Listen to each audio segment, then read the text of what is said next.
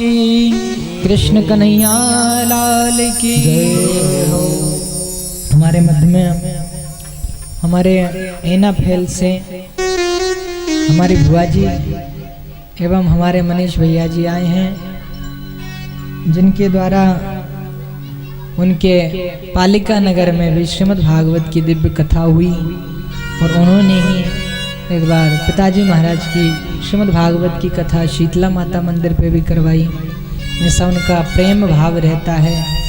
वे आज कथा सुनने के लिए आए हैं, उनका हार्दिक हार्दिक अभिनंदन। सभी करताल बजाते हुए उनका स्वागत करें।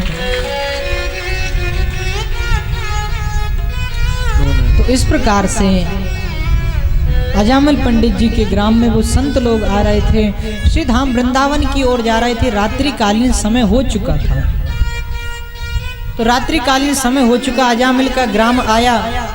अजामिल के ग्राम में आकर के किसी से पूछा कि भैया यहाँ पर सबसे बड़ा भक्त कौन है जिसके यहाँ रुक करके हम भगवान का भजन कर सकें। उस व्यक्ति ने उन संतों का मजाक उड़ा दिया, कह दिया कि बड़े संत बने फिरते हो, ऐसे भक्त का घर बताएंगे कि जीवन भर याद रखो।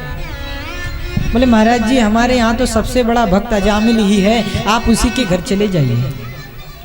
अब संत तो संत हृदय नवनीत समान, संत तो नवनीत के समान होते, मक्खन के समान, जरा से में उनको कोई बुरा लगने की तो कोई बात ही नहीं है। संत सीधे अजामिल पंडित जी के घर की ओर चल दिए। अजामिल चोरी करने के लिए गया था। उस समय तो गणिका घर में थी। जैसे संत गए, संतों ने जाकर के कहा कि भक्त अजामिल कहाँ हो। गणिका बाहर निकल करके आई, जी महाराज जी कहिए क्या बात है। बोले बेटी यही भक्त अजामिल का घर है क्या। बोले हम अयोध्या धाम से वृंदावन जा रहे थे, हमने सोचा कि 2 वक्त का प्रसाद तुम्हारे यहाँ पा लेते, सुबह होते ही निकल जाते। गणिका के नेत्र सजल हो गए, कहने लगी कि महाराज मुझे क्षमा करिए, मैं आपसे भोजन के लिए भी नहीं पूछ सकती हूँ।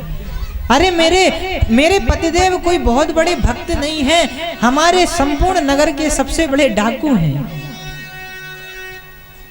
आप देखिए मेरे घर में जगह जगह मांस के टुकड़े पड़े हुए हैं, जगह जगह मदरा